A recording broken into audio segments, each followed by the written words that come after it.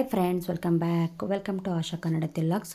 Friends, ಇವತ್ತು ನಮ್ಮೂರ ಜಾತ್ರೆನ ನಾನು ನಿಮ್ಮ ಜೊತೆ ವಿಡಿಯೋ ಮುಖಾಂತರ ಶೇರ್ ಮಾಡ್ಕೊತಿದ್ದೀನಿ.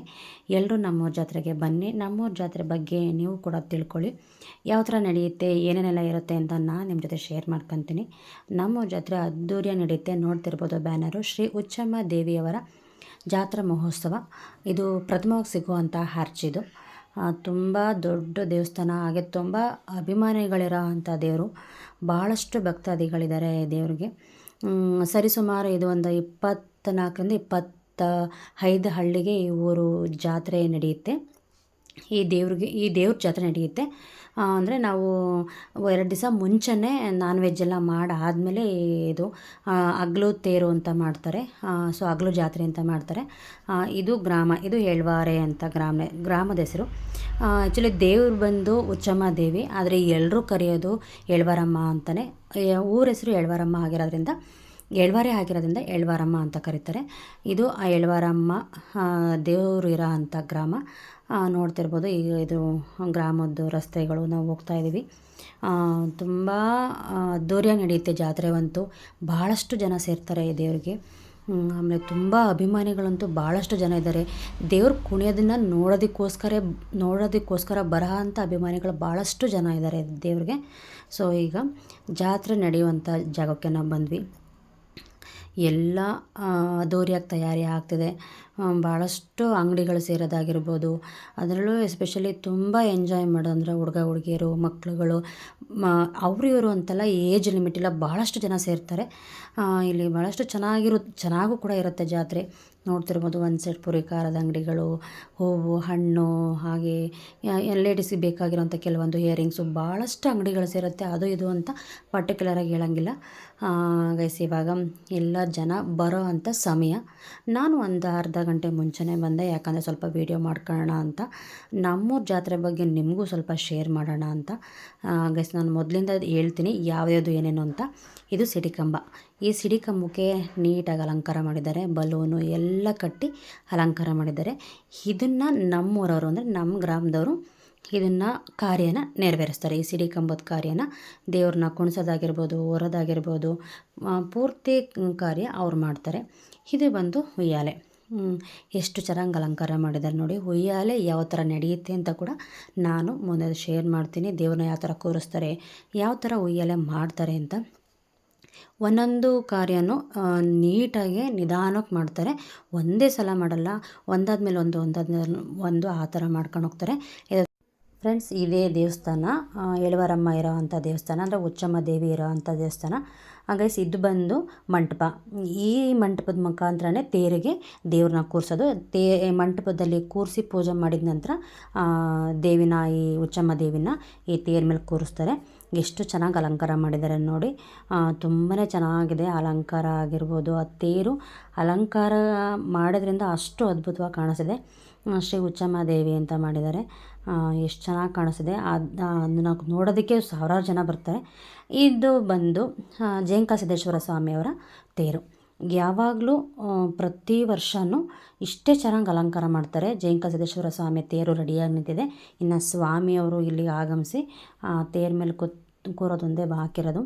ಭಾಳಷ್ಟು ಚೆನ್ನಾಗಿರುತ್ತೆ. ತೇರನ್ನ ನಾನು ತೋರಿಸ್ತೀನಿ ಯಾವ ಥರ ತೇರು ಎಳಿತಾರೆ ಅಂತ. ಭಾಳಷ್ಟು ಚೆನ್ನಾಗಿರುತ್ತೆ. ಇವಾಗ ಈ ಥರ ಇದೆ. ಇನ್ನು ಹಾಫ್ ಆನ್ ಅವರ್ ಬಿಟ್ಟು ನೋಡಿದ್ರೆ ಯಾವ ಥರ ಇರುತ್ತೆ ಅಂತ ನಾನು ನಿಮಗೆ ತೋರಿಸ್ತೀನಿ ಗೈಸ್. ಈಗ ದೇವಸ್ಥಾನದೊಳಗಡೆ ಬಂದು ಪೂಜೆ ಮಾಡಿಸಿ ನಾವು ದೇವರೆಲ್ಲ ನೀಟಾಗಿ ನೋಡೋಕ್ಕಾಗಲ್ಲ, ಯಾಕಂದರೆ ತುಂಬ ಜನ ಇರ್ತಾರೆ. ಮುಂದೆ ಕಳಿಸ್ತಾನೆ ಇರ್ತಾರೆ. ಏನೋ ಒಂದು 2 ನಿಮಿಷ ಹಿಂಗೆ ನೋಡ್ಕೊಂಡು ಹೋಗ್ಬೋದು ಅಷ್ಟೇ. ಸೊ ಯಾಕಂದರೆ ಭಾಳಷ್ಟು ಜನ ಭಕ್ತಾದಿಗಳು ಬರ್ತಾನೆ ಇರ್ತಾರೆ. ಏನು ಅಂದರೆ ಜಸ್ಟ್ ಪೂಜೆ ಮಾಡಿಸ್ಕೊಂಡು ಹೋಗೋದಕ್ಕೆ ಅಷ್ಟೇ. ಸೊ ನಾವು ನೀಟಾಗಿ ನೋಡ್ತೀವಿ ಅಂದರೆ ಫ್ರೀ ಟೈಮಲ್ಲಿ ಬರಬೇಕು. ಅದರಲ್ಲೂ ಎಸ್ಪೆಷಲಿ ಅಮಾವಾಸ್ಯೆ ಆ ಥರ ಬಂದರೆ ಭಾಳಷ್ಟು ಚೆನ್ನಾಗಿ ಅಲಂಕಾರ ಮಾಡಿರ್ತಾರೆ. ಇದೇ ದೇವಿ ಉಚ್ಚಮ್ಮ ದೇವಿ ಎಷ್ಟು ಚೆನ್ನಾಗಿ ಅಲಂಕಾರ ಮಾಡಿದ್ದಾರೆ ನೋಡಿ. ನಾನು ಆ ಗ್ಯಾಪಲ್ಲಿ ಒಂದು ವೀಡಿಯೋನ ಮಾಡಿಕೊಂಡೆ, ಬಟ್ ಅವ್ರು ಹೇಳ್ತಿದ್ರು ವೀಡಿಯೋ ಮಾಡೋದಕ್ಕೆ ಜಾಸ್ತಿ ಸಮಯ ಕೊಡಲ್ಲ, ತುಂಬ ಜನ ಆ ಥರ ವೀಡಿಯೋ ಮಾಡೋಕ್ಕೆ ಬಂದುಬಿಡ್ತಾರೆ, ಫ್ರೀಯಾಗಿ ಬಿಟ್ಬಿಟ್ರೆ ಅಂತ. ನಂದು ಕೂಡ ಪೂಜೆ ಆಯಿತು. ಪ್ರಸಾದ ತೊಗೊಂಡು ಒಳಗಡೆ ಸ್ವಲ್ಪ ವೀಡಿಯೋ ಮಾಡ್ಕೊಳ್ಳೋಣ ಅಂತ ಮಾಡ್ಕೊತಿದ್ದೆ. ಇಲ್ಲಿ ನಾವೇ ಹೊರಗಡೆಯಿಂದ ಕಾಯಿ ಎಲ್ಲ ಹೊಡ್ಕೊಂಡು ತೊಗೊಂಬರ್ತೀವಿ. ಸೊ ಜಸ್ಟ್ ಪ್ರಸಾದ ಹಾಕ್ತಾರೆ, ಯಾಕಂದರೆ ಭಾಳಷ್ಟು ಜನ ಸೇರಿರೋದ್ರಿಂದ ಎಲ್ರಿಗೂ ಅವರೇ ಮಾಡಿ ಕೊಡೋದಕ್ಕಾಗೋದಿಲ್ಲ. ಹಾಗೆ ಹೊರಗಡೆ ಬಂದರೆ ಎಲ್ಲ ದೇವರನ್ನು ಕೂಡ ಹೊರಗಡೆ ಕೂರಿಸಿರ್ತಾರೆ. ಯಾಕಂದರೆ ಒಳಗಡೆ ಅಷ್ಟು ಜಾಗ ಇರಲ್ಲ, ಭಾಳಷ್ಟು ಜನ ಸೇರಿರ್ತಾರೆ. ಸೊ ಅಲ್ಲಿ ಪೂಜೆ ಮಾಡೋದಕ್ಕೆ ಹಾಗೆ ಮತ್ತು ಭಕ್ತಾದಿಗಳೆಲ್ಲ ಸೇರಿರ್ತಾರಲ್ಲ, ಸ್ವಲ್ಪ ಬಿಜಿ ಅನಿಸುತ್ತೆ. ಹಾಗೆ ತೇರ ಮೇಲೆ ದೇವ್ರನ್ನ ಕೂರಿಸ್ತಾರೆ. ಕೆಲವೊಂದು ದೇವ್ರನ್ನ ತಲೆ ಮೇಲೆ ಕೊಟ್ಟು ಕುಣಿಸ್ತಾರೆ. ಸೊ ಅದಕ್ಕೋಸ್ಕರ ನೀಟಾಗಿ ಅಲಂಕಾರ ಮಾಡಿ ಹೊರಗಡೆ ಬಂದು ಭಕ್ತಾದಿಗಳಿಗೆ ನೀಟಾಗಿ ಕಾಣಲಿ ಅಂತ ಹೊರಗಡೆನೇ ಗದ್ಗೆ ಮಾಡಿರ್ತಾರೆ ದೇವ್ರನ್ನ. ಗೈಸ್ ಈಗ ನೋಡ್ತಿರ್ಬೋದು. ಈಗ ಸಿಡಿ ಕಂಬಕ್ಕೆ ಜನ ರೆಡಿಯಾಗಿದ್ದಾರೆ. ಸಿಡಿ ಕಂಬ ಅಂತಂದರೆ ಎಷ್ಟೋ ಜನ ಹರಕೆ ಮಾಡ್ಕೊಂಡಿರ್ತಾರೆ. ಮಕ್ಕಳು ಆಗದರೆ ಇರೋರು, ಮಕ್ಕಳು ಆದರೆ ನಾನು ಸಿಡಿ ಆಡಿಸ್ತೀನಿ, 1 ವರ್ಷ ಆಡಿಸ್ತೀನಿ, 2 ವರ್ಷ ಆಡಿಸ್ತೀನಿ ಅಥವಾ 3 ವರ್ಷ ಸಿಡಿ ಆಡಿಸ್ತೀನಿ ಅಂತ ಹರಕೆ ಮಾಡ್ಕೊಂಡಿರ್ತಾರೆ. ಎಷ್ಟೋ ಜನ ಮದುವೆ ಆಗಿಲ್ಲ ಮಗಳಿಗೆ ಅಥವಾ ಮಗನಿಗೆ ಅಂತಂದರೆ ಹೆಣ್ಣು ಸಿಕ್ಕಿ ಮದುವೆ ಆದರೆ ನನ್ನ ಸೊಸೆ ಮತ್ತು ಮಗನ ಕಳಿಸ್ತೀನಿ ಅಥವಾ ಮಗಳು ಮತ್ತು ಹಳೆ ಮೈಯನ್ನು ಕಳಿಸ್ತೀನಿ. ಆ ಥರ ಹಳ್ಳಿ ಕಡೆ ನೋಡಿದ್ದೀರಲ್ವ ಯಾವ್ಯಾವ ಥರ ಹರಕೆ ಮಾಡ್ಕೊತಾರೆ ಅಂತ. ಸೊ ಗೈಸ್ ಈಗ ಒಂದು ಸೈಡು ದೇವರು, ಒಂದು ಸೈಡು ಭಕ್ತಾದಿಗಳು. ಸೊ ಅವರು ಹರಕೆ ತೀರ್ಸೋದಕ್ಕೋಸ್ಕರ ಒಂದು ಸೈಡಲ್ಲಿ ನಿಂತಿರ್ತಾರೆ. ಭಾಳಷ್ಟು ಚೆನ್ನಾಗಿರುತ್ತೆ ಇಲ್ಲಿ. ಅಂದರೆ ನಾವು ಒಂದು 3 ರೌಂಡು ದೂರದಿಂದನೇ ಎಲ್ಲ 3 ಸುತ್ತು ಅಂತ ಹೇಳ್ತೀವಿ. ಸೊ ಅದು ಬಂದುಬಿಡ್ತೀವಿ. ಇಲ್ಲಿ ದೊಡ್ಡವ್ರಿಗಿಂತ ಮಕ್ಕಳು ಜಾಸ್ತಿ ಜನ ಸೇರಿರ್ತಾರೆ. ಯಾಕೆಂದರೆ ಮಕ್ಕಳಿಗೆ ಹರಕೆ ಮಾಡ್ಕೊಂಡಿರ್ತಾರೆ. ಸೊ ಏನಾದ್ರು ಹುಷಾರಿಲ್ಲ ಅಂತಂದರೆ ಸಿಡಿ ಸುತ್ತಿಸ್ತೀನಿ ಆ ಥರದ್ದೆಲ್ಲ ಭಾಳಷ್ಟು ವಿಭಿನ್ನವಾಗಿ ಹರಕೆ ಮಾಡ್ಕೊಂಡಿರ್ತಾರೆ. ಹಾಗೆ ನಾನು ಕೂಡ ವೀಡಿಯೋ ಮಾಡೋದಕ್ಕೆ ಭಾಳಷ್ಟು ಪ್ರಯತ್ನ ಪಟ್ಟೆ. ಸೊ ನೂಕು ಜಾಸ್ತಿ ಆಯಿತು. ಆ ಒಂದು ಸೈಕಲ್ ಗ್ಯಾಪಲ್ಲಿ ನಾನು ನಮ್ಮ ಅಕ್ಕ ಹಾಗೆ ನನ್ನ ನಾದಿನಿ ಎಲ್ಲರೂ ಇದ್ವಿ. ಸೊ ಒಂದು ಸ್ವಲ್ಪ ಚಿಕ್ಕದಾಗೆ ಮಾಡ್ಕೊಂಡೆ. ಸೊ ಅವರೆಲ್ಲ ರೇಗಿಸ್ತಿದ್ರು, ಈ ಗ್ಯಾಪಲ್ಲೂ ವೀಡಿಯೋ ಮಾಡ್ತಿದ್ದಾಳಲ್ಲ ಅದು ಕೊಡಬೇಕು ಅಂತ. ಸೊ ನಮ್ಮ ಡ್ಯೂಟಿನ ನಾವು ಮಾಡಲೇಬೇಕಲ್ವ ಎಲ್ಲೇ ಹೋದ್ರೂ.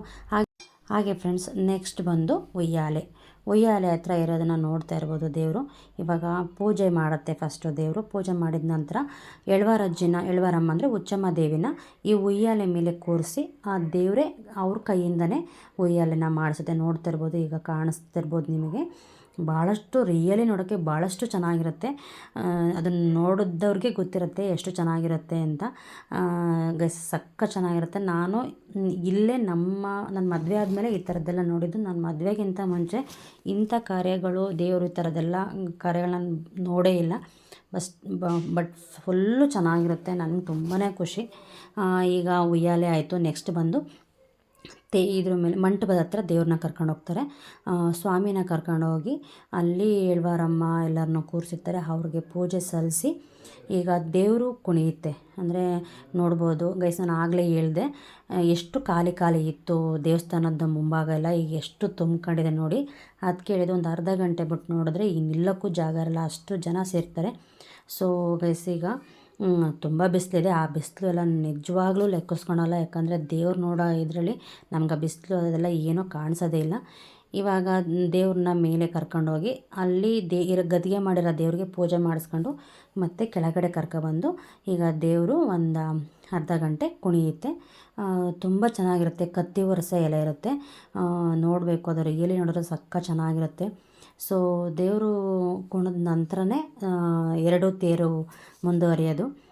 ತೇರು ಮುಗಿದ್ಮೇಲೆ ನಮ್ಮೂರ ಜಾತ್ರೆ ಆಲ್ಮೋಸ್ಟ್ ಅಲ್ಲೆಲ್ಲ ಮುಗ್ದಂಗೆ. ಫಸ್ಟು ನಮ್ಮೂರ ಜನ ಜಾಸ್ತಿ ನೋಡೋದಕ್ಕೆ ಇಷ್ಟಪಡೋದು ದೇವ್ರು ಕುಣಿಯೋದು. ಈಗ ದೇವರು ಕುಣಿಯೋದನ್ನ ನಾನು ನಿಮಗೆ ತೋರಿಸ್ತೀನಿ. ಭಾಳಷ್ಟು ಚೆನ್ನಾಗಿರುತ್ತೆ ದೇವ್ರು ಕುಣಿಯೋದು. ಫ್ರೆಂಡ್ಸ್ ದೇವ್ರು ಕೂಡ ಕುಣಿತಾ ಇದೆ ನೋಡಿ, ಎಷ್ಟು ಚೆನ್ನಾಗಿರುತ್ತೆ ಅಂತಂದರೆ ನನಗೆ ಪೂರ್ತಿ ವಿಡಿಯೋ ಮಾಡೋಕ್ಕಾಗಲಿಲ್ಲ. ಯಾಕೆಂದರೆ ತುಂಬ ಜನ ಸೇರಿರ್ತಾರೆ. ನಾವು ಹಿಂದೆಯಿಂದ ತಳ್ಳಾಡ್ಬಿಡ್ತಾರೆ ಅಂತ ನಾನು ಮುಂದೆ ಹೋಗಲಿಲ್ಲ. ನನಗೆ ಎಷ್ಟಾಗುತ್ತೋ ಅಷ್ಟನ್ನು ವೀಡಿಯೋ ಮಾಡ್ಕೊಂಡೆ. ಸೊ ನಾನು ತುಂಬ ಜನ ಕೇಳಿದೆ ಕತ್ತಿ ಒರೆಸೋದೆಲ್ಲ ವೀಡಿಯೋ ಇದ್ದರೆ ಕೊಡಿ ಅಂತ. ಬಟ್ ಎಷ್ಟೋ ಜನಕ್ಕೂ ಅದು ವೀಡಿಯೋ ಮಾಡೋಕ್ಕಾಗಿಲ್ಲ. ಯಾಕೆಂದರೆ ದೊಡ್ಡವರಾದರೆ ಹೋಗ್ಬಿಡ್ತಾರೆ. ಬಟ್ ನಾವು ಲೇಡೀಸ್ ಅದ್ರ ಮಧ್ಯ ನುಗ್ಗೋದಕ್ಕಾಗಲ್ಲ. ಸೊ ಆದಷ್ಟು ಹಿಂದೆ ಕಳಿಸ್ತಿರ್ತಾರೆ ನಮ್ಮನ್ನ ದೂರ ಹೋಗಿ ಅಂತ. ಗೈಸ್ ಈಗ ದೇವ್ರನ್ನ ತೇರ ಮೇಲೆ ಕೂರಿಸಿ ನೋಡಿ ಕಾಣಿಸ್ತಿರ್ಬೋದು, ಕೂರಿಸಿದ್ದಾರೆ. ಇನ್ನು ದೇವ್ರು ಕುಣಿದ ನಂತರ 2 ತೇರನ್ನ ಮುಂದುವರಿಸ್ತಾರೆ. ಮೊದಲು ಜಯಂಕಸಿದ್ದೇಶ್ವರ ಸ್ವಾಮಿಯವ್ರನ್ನ ತೇರನ್ನ ಮುಂದುವರಿಸಿದ ನಂತರನೇ ಹುಚ್ಚಮ್ಮ ದೇವಿ ತೇರನ್ನ ಮುಂದುವರಿಸೋದು. ಗೈಸ್ ಈಗ ದೇವ್ರನ್ನ ಕೂರಿಸಿ ಅಲ್ಲಿ ಒಂದು ಸ್ವಲ್ಪ ಜನ ಇರ್ತಾರೆ. ಏಕೆಂದರೆ ದೇವ್ರನ್ನ ಕೂತ ಮೇಲೆ ಅಲ್ಲಿಂದ ಬಂದರೆ ಅಂದರೆ ದೇವ್ರು ಕೂರಿಸಿರ್ತಾರಲ್ಲ, ಸೊ ಅದಕ್ಕೋಸ್ಕರ. ಗೈಸ್ ನೋಡ್ತಿರ್ಬೋದು ಎಷ್ಟು ಜನ ನೋಡೋದಕ್ಕೆ ಕಾಯ್ತಿರ್ತಾರೆ ಅಂತಂದರೆ ಅಷ್ಟು ಜನ ಕಾಯ್ತಿರ್ತಾರೆ. ಈ ನಮ್ಮೂರ ಸೈಡಲ್ಲಿ ಸುತ್ತಮುತ್ತಲಲ್ಲಿ ಅದ್ದೂರಿಯ ನಡೆಯುವಂಥ ಜಾತ್ರೆ ಇದು. ಗೈಸ್ ಈಗ ಜಯಂಕಸಿದ್ದೇಶ್ವರ ಸ್ವಾಮಿಯವರ ತೇರು ಹರಿತಾ ಇದೆ, ನೋಡ್ತಾ ಇರ್ಬೋದು. ಬಾಳೆಹಣ್ಣು ಹೊಡಿತಾ ಇದ್ದಾರೆ ಎಲ್ಲರೂ. ಸೊ ದೇವ್ರಿಗೆ ಹೊಡಿಯೋಕ್ಕಿಂತ ಹೆಚ್ಚಾಗಿ ಅವ್ರು ಹೊಡ್ಕೊಳ್ಳೋದೇ ಜಾಸ್ತಿ ಆಗಿರುತ್ತೆ. ಸೊ ಗೈಸ್ ನೋಡ್ತಿರ್ಬೋದು ಇದು ಜಯಂಕಸಿದ್ದೇಶ್ವರ ಸ್ವಾಮಿಯವರ ವಿಶೇಷತೆ ಏನಂದರೆ ಯಾವ ಊರ ಜಾತ್ರೆಗೂ ಹೋಗಲ್ಲ. ನಮ್ಮೂರ ಜಾತ್ರೆಗೆ ಒಂದಕ್ಕೆ ಬಿಟ್ಟರೆ ಅಂದರೆ ಎಳವಾರಮ್ಮ ಉಚ್ಚಮ್ಮ ದೇವಿ ಜಾತ್ರೆಗೆ ಬಿಟ್ಟರೆ ಯಾವ ಜಾತ್ರೆಗೂ ಜಯಂಕಸಿದ್ದೇಶ್ವರ ಸ್ವಾಮಿ ಹೋಗಲ್ಲ. ಸೊ ಅದೊಂದು ನಮ್ಮ ಪುಣ್ಯ. ನಮ್ಮೂರ ಜಾತ್ರೆಗೆ ಸ್ವಾಮಿಯವ್ರು ಬರ್ತಾರಲ್ಲ ಅನ್ನೋದೇ ನಮ್ಮದೊಂದು ಪುಣ್ಯ. ಸೊ ಈಗ ತೇರನ್ನ ಮತ್ತೆ ರಿಟರ್ನು ದೇವಸ್ಥಾನ ಬಳಿನೇ ಕರ್ಕೊಂಬರ್ತಾ ಇದ್ದಾರೆ. ಈಗ ಅಜಯ್ ಅವ್ರದ್ದು ತೇರು ಮುಗೀತು. ಅಜಯರ್ ತೇರು ಮುಗಿದ ನಂತರ ಉಚ್ಚಮ್ಮ ದೇವಿ ತೇರನ್ನ ಎಳಿತಾರೆ. ಸೊ ಗೈಸ್ ಈಗ ನೆಕ್ಸ್ಟು ಉಚ್ಚಮ್ಮ ದೇವಿಯ ತೇರನ್ನು ಕೂಡ ಎಳಿತಾ ಇದ್ದಾರೆ. ಈಗ ಪ್ರತಿಯೊಬ್ಬರೂ ಕೈ ಹಾಕ್ತಾರೆ, ಅಂದರೆ ತೇರು ಎಳೆಯೋದಕ್ಕೋಸ್ಕರ ಯಾರೂ ಬಿಡಲ್ಲ. ಯಾಕೆಂದರೆ ಬಂದ ಮೇಲೆ ಜಾತ್ರೆಗೆ ತೇರು ಹಗ್ಗ ಮುಟ್ಟಿ ಹೋಗಬೇಕು ಅಂತ ಎಷ್ಟೋ ಜನ ಒಂದು ಸ್ವಲ್ಪ ದೂರ ಆಗಲಿ ತೇರನ್ನ ಎಳಿತಿರ್ತಾರೆ. ಫ್ರೆಂಡ್ಸ್, ಇವಾಗ ಎಳವಾರಮ್ಮನ ತೇರನ್ನು ಕೂಡ ಎಳೆದಾಯಿತು. ಎಳವಾರಮ್ಮನ ತೇರು ಎಳೆದ್ಮೇಲೆ ನಮ್ಮ ಜಾತ್ರೆ ಕಂಪ್ಲೀಟಾಗಿ ಮುಗ್ದ ಅಂತ ಲೆಕ್ಕ. ಈಗ ಜಾತ್ರೆ ಎಲ್ಲ ಮುಗಿಸಾದ್ಮೇಲೆ ಪುರಿ ಖಾರ ನಮಗೆ ಏನೇನು ಬೇಕು, ಮಕ್ಕಳಿದ್ರೆ ಮಕ್ಕಳ ಜೊತೆ ಆಟ ಸಾಮಾನೆಲ್ಲ ತೊಗೊಂಡು ಇನ್ನು ಮನೆ ಕಡೆ ಹೊರಡೋದೊಂದೇ ಬಾಕಿ ಇರೋದು. ನಾನು ನನಗೆ ಗೊತ್ತಿರೋ ಮಟ್ಟಿಗೆ ನಮ್ಮೂರ ಜಾತ್ರೆನ ನಾನು ನೀಟಾಗಿ ನಿಮಗೆ ತೋರಿಸಿದ್ದೀನಿ ಅಂತ ಅಂದ್ಕೊತೀನಿ. ಯಾರಿಗೆಲ್ಲ ಈ ವಿಡಿಯೋ ಇಷ್ಟ ಆಯಿತು ಪ್ಲೀಸ್ ಲೈಕ್ ಮಾಡಿ, ಶೇರ್ ಮಾಡಿ, ಕಮೆಂಟ್ ಮಾಡಿ, ಹಾಗೆ ಸಬ್ಸ್ಕ್ರೈಬ್ ಆಗೋದ ಮರಿಬೇಡಿ ಅಂತ ಹೇಳ್ತಾ, ನಿಮ್ಮೂರ ಸೈಡಲ್ಲೆಲ್ಲ ಯಾವ ಥರ ಇರುತ್ತೆ ಜಾತ್ರೆ ಅಂತ ನನಗೂ ಕೂಡ ಕಮೆಂಟ್ ಮೂಲಕ ತಿಳಿಸಿ. Thank you.